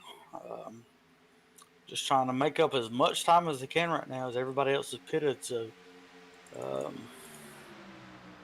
we see they're about to run on Daniel Keith Jr. again in that 23 car. It'll be interesting to see what happens here as they run up along him. He is on that bottom line. He jumps to the high line. Doesn't look like he may be a factor here as they come out of turn 4. And it doesn't look like they're not going to get to him for now. Yeah, he's still a ways away. Yeah, I might have thought he was closer as I looked at him than he actually was. It looks like maybe they'll catch him this lap. But they are single file, so it shouldn't be that big of a problem. I was just worried about maybe if he stayed on the last lap, or if he stayed on the low line, that it may cause some interference as people try to pit. Other than that, I think he's okay as he stays on the high line for now. Right, it's definitely helping that everybody's single file, so still has a ton of front end damage on that number 23 machine. When everybody else maybe goes on the pit road, he maybe should as well. He has a ton of damage. But if he just stays out there, he's gonna just... This isn't for points anything, so he's not staying out just because for points. I don't know, he might as well get that damage fixed. Yeah, there's not any points tonight, I will say. This league, the iRacing Street Stock League, is over. Last week was the last week, and so he's not running for points. This is a one-off event to raise money for charity, And maybe he's just trying to save his fast repair like I talked about earlier. Let's see if anybody comes this time. It doesn't look like it. Everybody's going to stay out. I think at this point they're going to stay out as long as they can to try to get an advantage on the people that have already pitted. Dustin, we have just hit another milestone. This time on YouTube, we have just hit 150 subscribers on YouTube. Thank you to everyone that has followed us on YouTube. Thank you for all the support. We've been doing this since April now, and we've gone a long way, so just thank you so much. Yeah, absolutely. If you're watching tonight on YouTube, maybe consider subscribing. If you like NASCAR, if you like racing, that's what we're all about here on Intensity Broadcasting. So please just subscribe. Maybe like this video. That'll help YouTube algorithm. It'll say, hey, this was a good video and more people should see it. And so you could definitely help us out with that as we see another lap car coming by us. That is is that Hector? That is Hector, been up yes. front. Wow. Oh, well, he must have pitted by himself, I guess, and that's what got him in so much trouble. So if a caution was to come out now, he would be trapped a lap down. So would a lot of others that have pitted, and so I hope the caution doesn't come out. I hope it works itself out. No takers, it seems like this time, as they're going to try to stay out as long as they can, trying to get that caution to lap or to trap a lot of lap cars. One lap down. Oh, yeah. Man, that was close. The Ally car went straight through that cone, but luckily he's going to pull back in line. I have announced a few races before. Well, while they're going through green flag pit stops, a caution comes out, and everybody's so mad because they were stuck on one lap down. I did announce a race last night where that same thing happened, and whoever was the race control for that race allowed everybody who was a lap down to come back onto the lead lap. Well, that's really nice. I can tell you there's nothing more frustrating in real life. As we see some takers down on pit road, the leader will come down. Paul Moraine, he will come down. A lot of people taking him as we see. Wow. Man, what a crazy turn of events here. We've got Dave Coburn missing pit road. It looks like he will get a penalty for that. But there's nothing more frustrating as a driver than getting caught a lap down because the caution came out and you pitted early. But we have a lot of takers here on pit road. Jimmy Fraser is one of them. We got Mark Cook, Paul Moraine, Justin Cope, who's led a lot tonight, all on pit road. So Justin Cope is going to be the first off of pit road. But one driver who stayed out is David Amy in the 2 car. Yeah, he is your leader right now, followed by Joshua Abbey. And now they are going to go down onto pit road, the 05. It seems like the remaining of the cars are coming down pit road this time, and so everything should cycle back around. If I'm one of the cars that pitted early, like our very own Josh Hall, Joseph Wright, I'm excited to see all this happening because I want to be at the front now as they have the momentum. David Amy will come out of pit road here very shortly. You see, he might get beat here, and he does get beat. Ray Rogers beats him out. You also got, yeah, you're right. Joshua Abbey is now going to be the new leader for now. I'm sure that will change as those cars that took a pit stop early will turn around and they will probably take this lead. They short pitted, as we like to call it here in racing, and they will take the lead as they have that momentum. And so, looks like Joshua, he's going to actually get ahead of those other people who, like you said, short pitted. And he is going to be your leader in the 05. Right now, nobody else is around him, so he has clear. Oh, there's a lap car, so he will encounter that lap car soon, maybe in the next 2 laps. Oh, caution! Caution! Wow. Hey. I didn't see anything. What? Yeah, I am not exactly sure what has happened. I don't see anything on the track that would indicate somebody got around, but maybe they did. I'm looking, I'm looking, and I don't see anything. Some drivers are even asking what that was for, and Oh, I found it. I found it. It's Jimmy Frazier. You found it? Yep, Jimmy Frazier. Watch this. So. Yeah. Wow, he just got loose coming up on the apron or off of the apron. Here you go. Yeah. If you remember back in the day, a couple of years ago, Michael Waltrip, as he was getting from the apron onto the track, as you see there, he got in the grass. Yeah. Hit the cone and then whoop, boom, right into Jimmy Frazier. Tough luck for Jimmy Frazier just trying to make it there. Wow. See the 22 of Hector go by just barely. And does he hit the inside wall? No, he doesn't. He turns around. Let's get this view from the cockpit. Woo! Boom! Right into that front end. There's nothing you can do there. I mean, nothing. Absolutely nothing. Maybe he did make contact with Hector there. He did. Yeah, just a little bit. Maybe not enough damage to mess up Hector. Hector right now sitting in that 21st position, one lap down. Let's see how he can make his way back up. We should have a lucky dog here. Billy Bigley is our first car one lap down. Maybe he'll get the lucky dog. So everybody else that was going to pit but didn't is now on pit road. And a lot of people that went into the pits early also is going to go onto pit road too. And I think from here, we're going to be able to make it the rest of the way.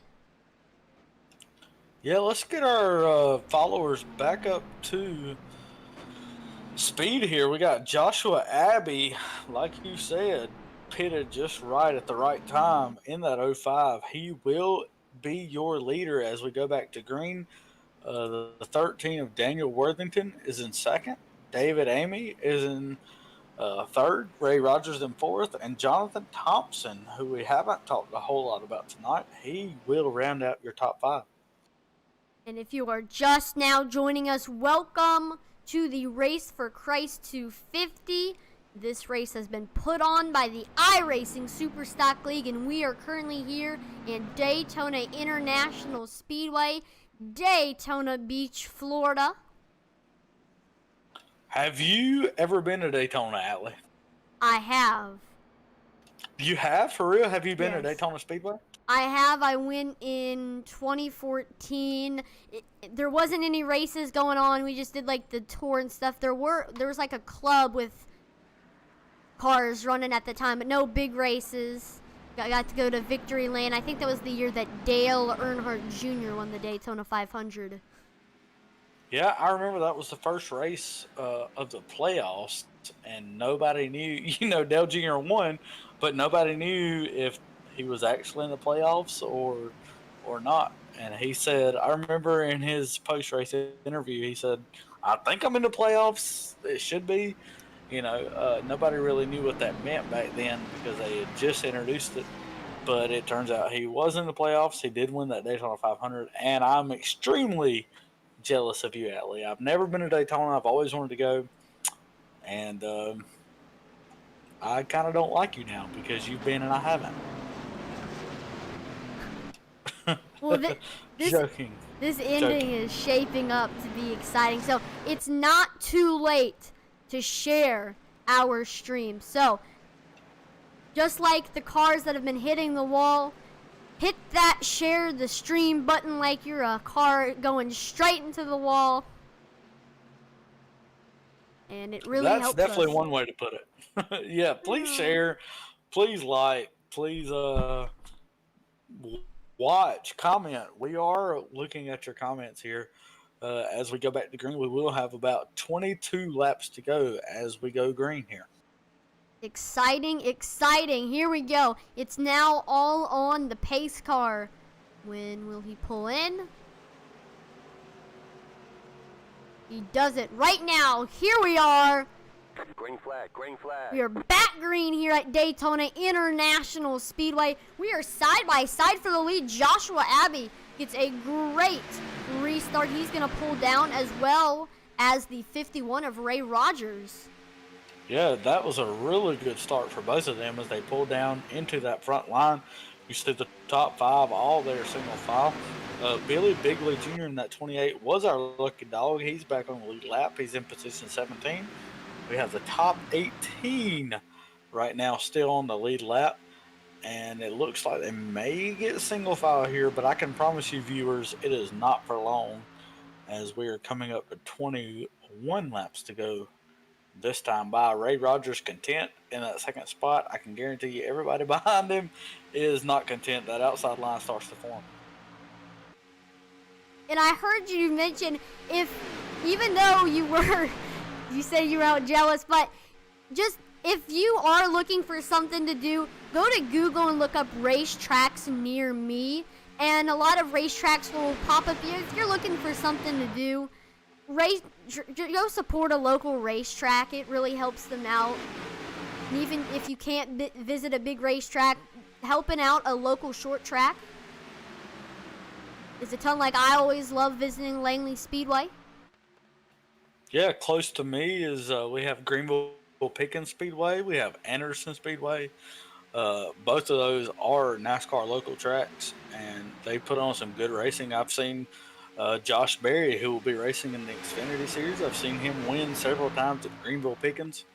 So you never know who will be racing at your local track. They might just be tomorrow's superstars. So please, like I said, join and go to your local short track. You'll see some good racing. Maybe not as good as tonight. Just kidding. But you will see a lot of beating and banging. Right, and right now, here comes David Amy on the top. They are starting to catch up to Joshua Abbey. Yeah, that outside line is really getting tight right now. That's what I like to see. As I'm in that outside line, we looked at it earlier. They were not that organized, but right now they're getting there.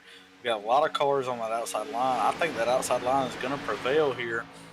The question is, when you get out front, what are you going to do with it? Are you going to take it, or you're going to stay outside? You know my vote, at least, to stay outside, but I'm not in the car tonight. Right. And I do believe that if they're probably going to pull down, if they clear the leader, they are most likely going to pull down.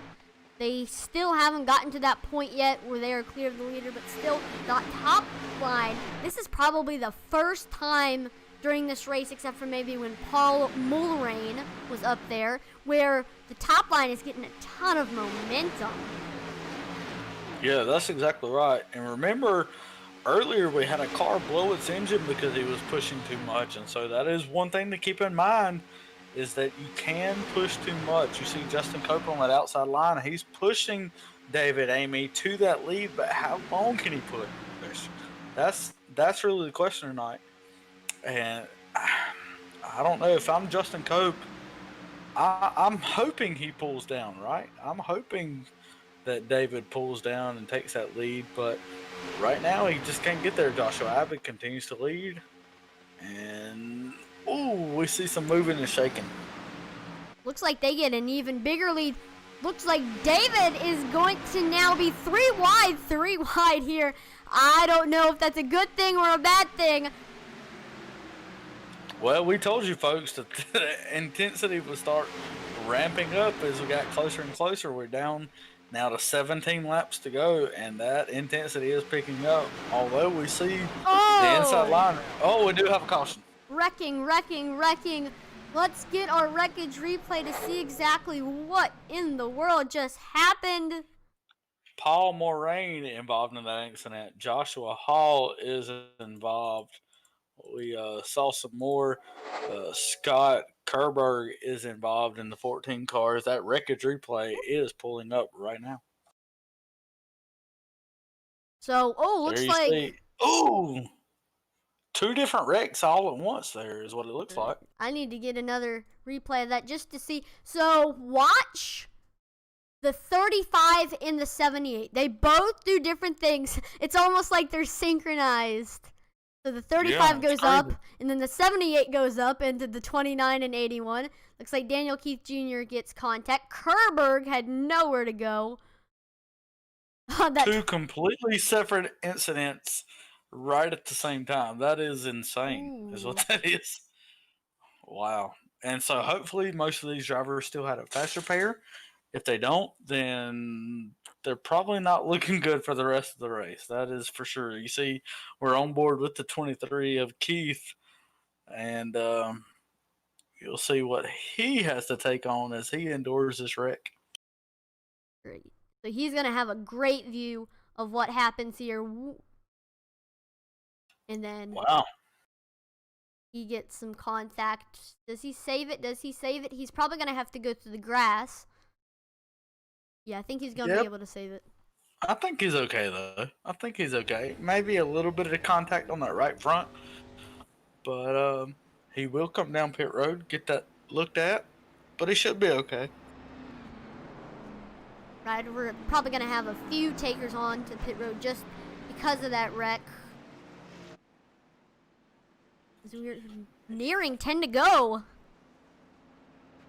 We're getting close. Right now, we are on lap 85 of 100. So 16 laps to go as that pace car is running by. Joshua Abbey is your leader, and he's actually running inside the pace car right now. So there's a difference between running into the pace car and running inside the pace car. That's what Joshua Abbey's doing right now. Second, Ray Rogers. Third, Daniel Worthington in that 13. Fourth, Jonathan Thompson in 346. And fifth is David Amy. And I'm very impressed with David Amy. You know, we haven't really seen him that much on the Friday Night League races, but tonight he's here and he's shown that he's a competitor here tonight. He wants to win. He's probably one of the only drivers that's been out front for this entire race. Yeah, that's right. He's been up there the whole time. And I just want to remind our viewers, especially if you're just now tuning in, the top five gets paid, right? $175 to our lead or to our winner. We got $100 for second. Third is $80. Fourth is $70. And fifth is $55, which is still a good payout. And so that top five gets paid. So, you know, it's not just about the winner. Obviously, you want to win.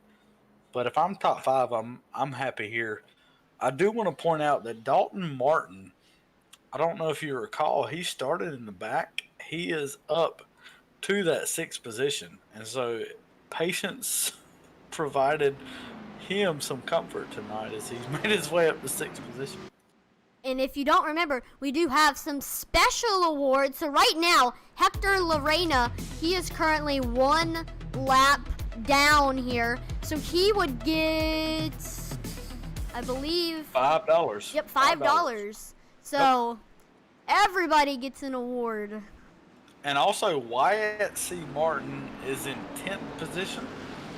They get $10 for the 10th position. Obviously, the pole winner is already given out.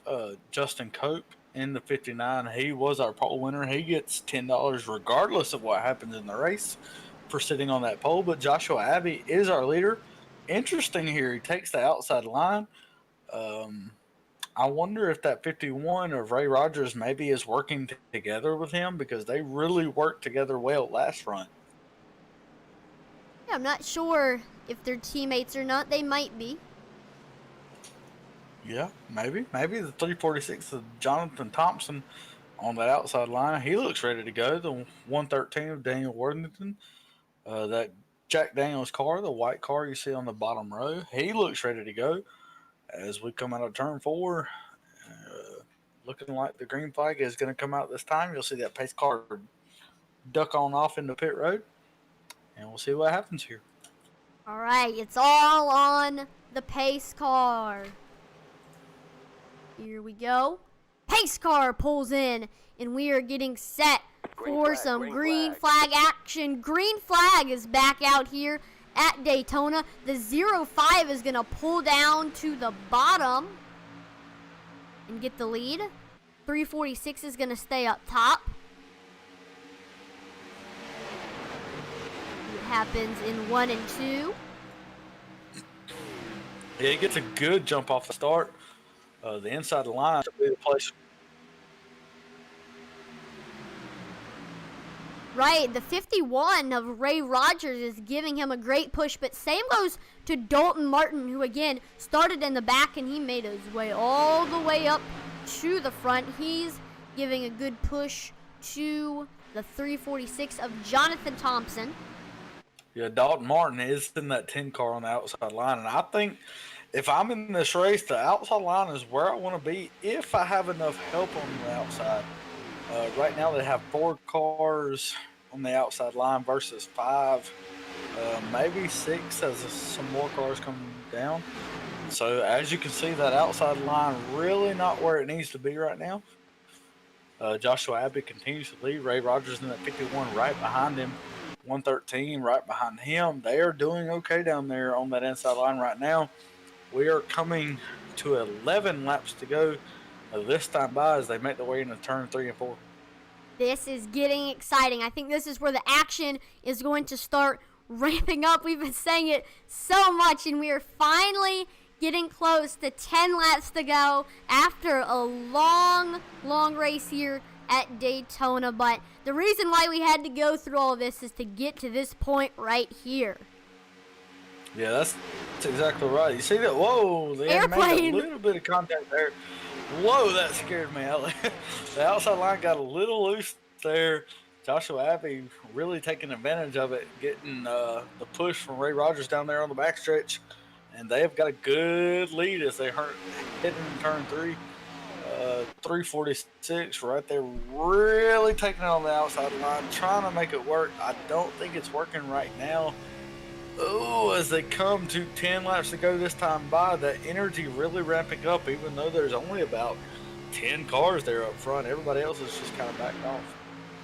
I don't know if it was just me, but I think I might have saw an airplane on the sim just pop up in the right side of my screen. I think somebody famous might be here, and I'm excited. I wonder who it is. Is that Trump or is that Biden coming in? I don't know. Might be Rick Hendrick or something. Maybe it's FedEx. That's right. Delivering us a package. I have no idea who's here, but looks like someone famous is pulling up here on iRacing. And we may or may not find out. That's exactly right, Allie. But I will say, we have 9 laps to go this time by. And boy, you can tell. Oh, we have a car there. It's Cope. Yeah, I thought he was going. Very good job of Cope of saving that. I don't know if he's going to be able to catch back up. The draft is good, but I don't know if it's that good as he is way back there. You got Paul Moraine right behind Justin Cope, trying to catch back up to him, trying to get back to the lead. I think they're expecting, even though there's only 9 laps to go, I think they're expecting a crash, and I think a lot of cars are expecting that. But right now, everybody, you see the top 8, top 9 right there together. The thing is, though, what if there isn't? We have seen races before where it's gone caution-free. Of course, there has been cautions this race, but still, we could go all the way to the finish and still be aggressive, but yet still no caution will come out. So maybe the strategy could not... Uh-oh! Oh, got some contact there.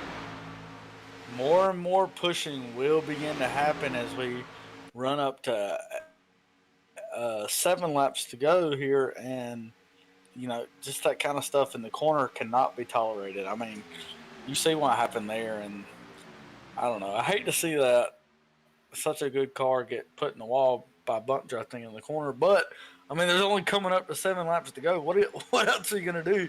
You're trying to win this thing, right? Right. These guys want that $175 in the bank.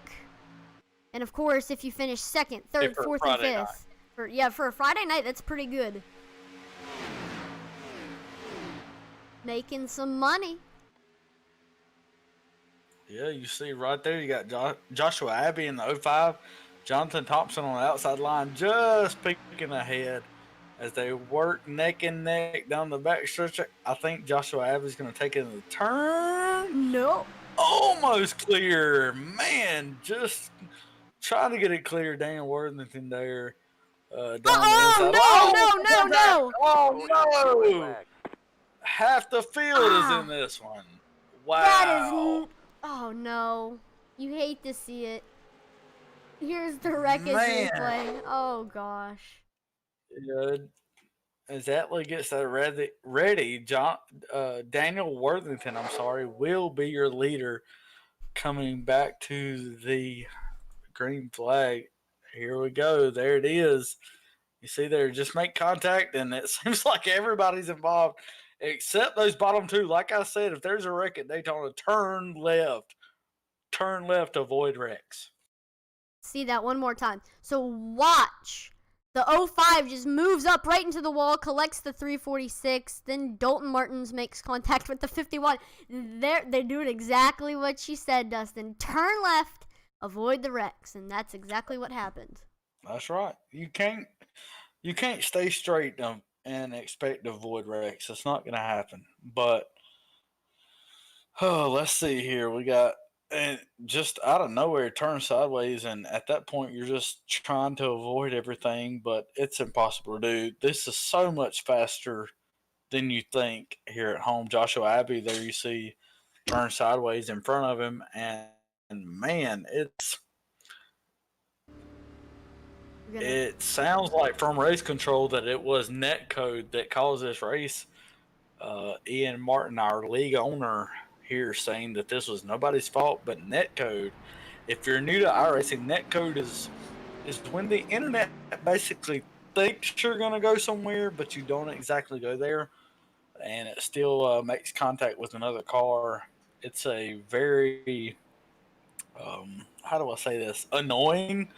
We'll go with glitch, but it happens from time to time. And so, again, from our league owner, Ian Martin, that is what caused this wreck. And no fault to anyone else.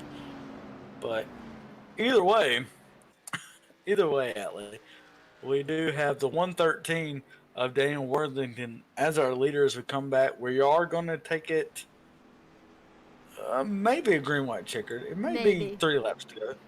Yeah, we'll have to see here. David Amy is in second spot. Third is Paul Moraine. Fourth is Wyatt C. Martin. Again, I'm impressed. He started in the back. He is up there. And if you remember, fifth is Billy Bigley, which got the lucky dog not so long ago, and he's up there in the top 5. So just goes to show that you are never out of this thing until the end. Right. And a lot of times in some sports, somebody is considered like a guaranteed winner if they have a 99% chance. But something could happen, and I feel like most of these drivers coming into this, everybody had like a 1% chance of winning this race. And right now, the cream has come to the top. Everybody that's manually disconnected has manually disconnected. Yeah, you're exactly right. We only have 16 cars left on the lead lap. We have, we have about maybe 6 cars, I would say, that still are lapped down, but still are in the race. And then after that, 23rd through 29th are all just completely out of the race. And so you're really realistically looking at the top 16 as we do get one to go this time by. As still in the race, top 16, Daniel Worthington, David, Amy will be your starting front row here as we go green flag. We'll have 3 laps to go. 3 laps to go. This will not be a green checkered, Atlee. It'll be a green, white checkered, I guess. Green, white checkered. That's right. Yeah, green, white checkered. Can still be exciting, 3 though. laps to go. I'm gonna go ahead and predict that this is not our last caution, though, and that we will have a green, white checkered. There are 3 attempts that are green, white checkered tonight. This is again not one of them. This is just a regular 3 laps to go. But we could have up to 3 attempts at a green, white checker tonight. That pace car will duck on off this time, and we will have 3 to go as we go to the green flag. Again, Daniel Worthington is your leader. Second place is David Amy. Third is Paul Moline. And fourth is Josh Hall in that second row. As that pace car you'll see will duck on off, and we'll get the green flag racing. We do. We've been talking about this. There is a little bit of a rivalry between the two Intensity Broadcasting cars and Wyatt C. Martin. But we are back green here. We got the 113 of Daniel Worthington. He is out in the lead right now. David Amy is right next, but behind him. Excuse me. Like a little bit of internet issues for one of the drivers. We saw some smoke. No wreck though. Yeah, he's back there. It causes some interruption for the drivers, I will say that. But everything seems to be okay right now. You have Daniel Worthington in that lead spot. And that outside line starting to hook up the Intensity Broadcasting drivers right there on the outside. We do have David Amy taking the outside line. And as he will lead that outside line really looks strong right now as we come to 2 to go this time by. All right, 2 laps to go. This should be getting exciting. We're side by side. Oh! The 55. He's okay. Daniel Worthington down there by himself right now is that outside line of David Amy, led by Josh Hall and Joseph Wright. David Amy will take that lead. What are they going to do here? That's the question as they go down in turn 3. I don't know. So Amy's going to move down. Josh is going to stay up high as we are about to have 1 lap to go here. Yeah, they're coming down. Josh Hall, Joseph Wright on that outside line, 81-82 car. And it looks like David Amy will lead that lap. We have a car on the inside. He saves it. We're okay. 1 lap to go. Green flag for the rest of the race. Them Intensity Broadcasting drivers on the outside. David Amy, David Worthington on the inside line. The outside line does not get a good run off the backstretch. So 3 wide behind them. I think this inside line may have it as they go into turn 3. Yep, they do have the nose over the others. Can they get a good run before the start-finish line? Oh, we got cars around. There they go. There they go. There they go. It's going to be a drag race coming to the line. You got David Amy. Josh Hall coming to the line, and Josh Hall will take it. Wait. 1/1300ths of a second. What? Josh Hall in the 81 will take this race, like you said, by 13/100ths of a second over David Amy. Wow, what a finish. Let's just look at that replay again.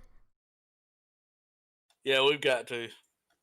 So, we're right now in 3. And we were talking about how much the low line had a lead. But anything can still happen.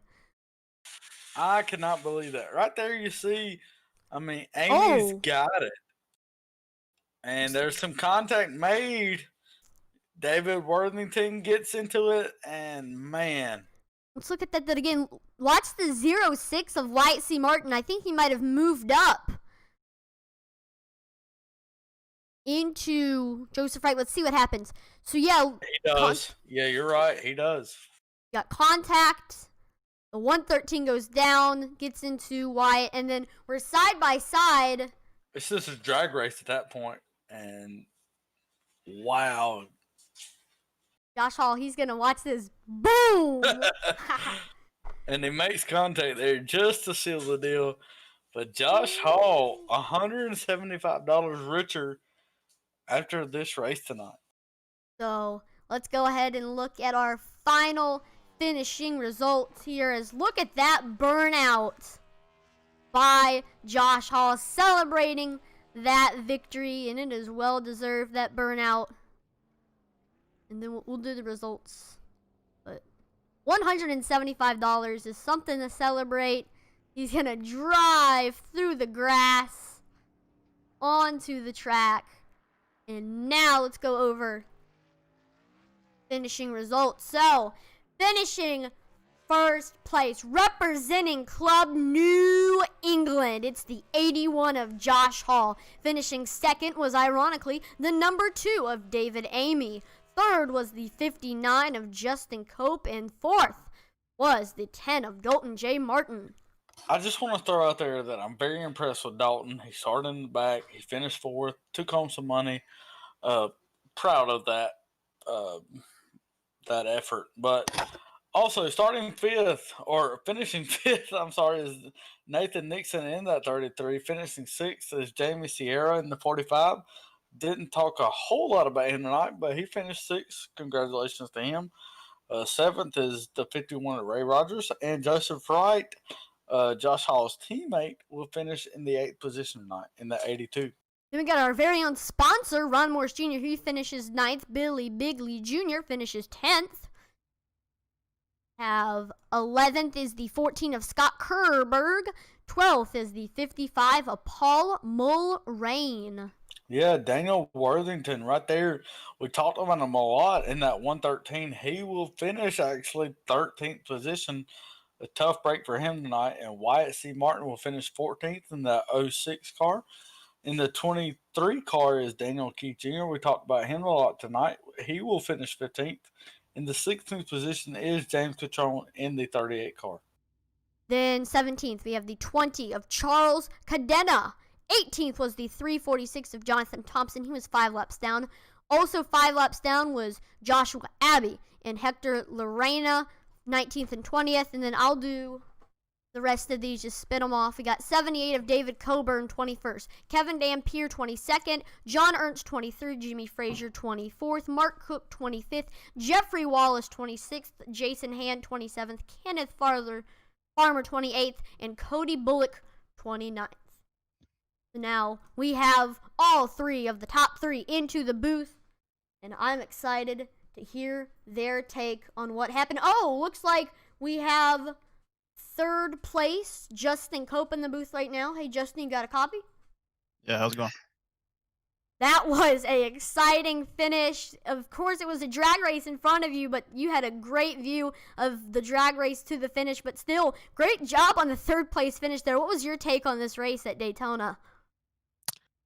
It was fun and exciting. Had my buddy, he blew up, but we still came out with 3rd place finish, so still worked out.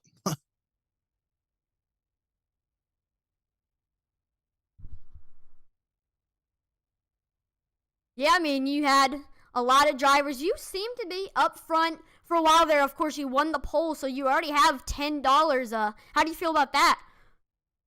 Oh yeah, $10 helps out. Knocks down on the admission cost for sure. Definitely. Well, you had a great race here at Daytona. Anybody you want to thank before we let you go? Just thank my teammate Mark Cook. I believe we really would have had something for him if all would have worked out. But nonetheless, it's still a good race and good win, Josh. Well, thank you for the interview, and hopefully we'll see you next time. All right, thanks. So next up, let's go ahead and get 2nd place David Amy into the booth. You got a copy? Yeah, sure do. David, what did you think about everything that went on tonight, man? You were all over the place, and I mean that in a good way. You were there in the top 5 the whole time. You led a lot of laps tonight, and you were there at the end. What did you think coming to the line? I really didn't have a problem getting through, honestly. I mean, I was running up front there for a while. I just figured I'd hang out and rode in 2nd there for a while. Got the opportunity to take the lead and kind of just rode. And then the outside line was coming there, and I got in a bad spot. Had to go to the back and drove it up through, no problem, and then just stayed there. Yeah, you made your way back to the front and ended up 2nd tonight. So I have to ask, what are you going to do with all this money that you've won tonight? Don't know. Fair enough. Well, David, I enjoyed seeing you race your way through the pack tonight, and I'm sure a lot of people did at home. So congratulations to 2nd spot. And is there anybody you'd like to shout out tonight? Definitely Ian for putting this on. Really appreciate that. You know, obviously, if it wasn't for him, we wouldn't be able to do it. So big thanks to Ian and the sponsors that he gets for the league. Absolutely. Thank you so much, Dave. And we look forward to seeing you next time here on Intensity Broadcasting. And we'll move on here. Thank you. So next up, I think he probably is one of the happiest people on the planet right now. Let's get him in. Your winner here, got Josh Hall. Hey, Josh, you there? I'm here. Woo! That was an exciting drag race to the finish, side by side, down to the line. What happened there from your point of view here at Daytona? Yeah, Amy, I got to give Dave Amy. He did a great job there. You know, I know he finished second, racing me clean. I had my teammate Joe right behind me, and I said, you know, I'm going to push this guy to the lead. I'm going to see if I can get him out far enough where Joe could give me a good push on by. And that's exactly what kind of happened. Once he pulled down, I was able to get that good run. I know they all wrecked behind me, so I knew it was my shot. I had to pinch Dave as best I could. I had a great run there, and man, intensity broadcast racing. How about that? I mean, Joe, I can't be more proud of my teammate Joe. He did a hell of a job there pushing me at the end, and man, that was awesome. Looks like we also got Joe in the booth as well. You got caught up in a little bit of a late race wreck, but you helped Josh out. What was your take on this event? Oh man, it was an awesome event. I was man, I stayed clean. I tried to lay at the back. I know you probably didn't see me up there at all early in that race at all. And then toward the end of it, it was time to go, and caught myself up in that second to last wreck. And then, man, I think Wyatt just got a little bit of the apron there and shot up the track. So no fault of his, just hard racing. Well, both of y'all did a great job. Anybody, both of you guys want to thank or shout out? We gotta thank Intensity Broadcasting for sponsoring the cars. Yes, sir. These Intensity cars were fast all night. I had an issue in the pits midway through the race that put me towards the back. Fortunately, it put me towards the back because I was able to miss a couple of those wrecks and stay real clean. And of course, you know, I gotta thank Joe. Joe did a hell of a job getting me up there and running the strategy right and doing what we needed to do. And Yeah. thanks to Ian for putting on this show tonight. It was a great race. A lot of good guys. It was a lot of fun. It really looked like y'all were working together really good. So kudos to y'all. Thanks, man. Yeah, we knew we had to save it to the end. So you can't win it on the first lap, and you can't ruin it with a damaged car. So you got to be there at the end to win it. That's right. So thank you guys for here at Daytona. Make sure to like, follow, and subscribe to Intensity Broadcasting on all 3 platforms. And also, next time we broadcast, make sure to share. And I didn't cover this, actually. I forgot to mention, please make sure to turn on notifications. So on whatever device you are going to be on, you'll get notifications whenever we go live. And also, still, not many people know this. Go to Twitter, Intensity Broad 1, post memes and all that good stuff. So thank you for watching the race here at Daytona, and we will see you on Sunday for the original Rebels Racing League. Over and out. Out. Bye-bye.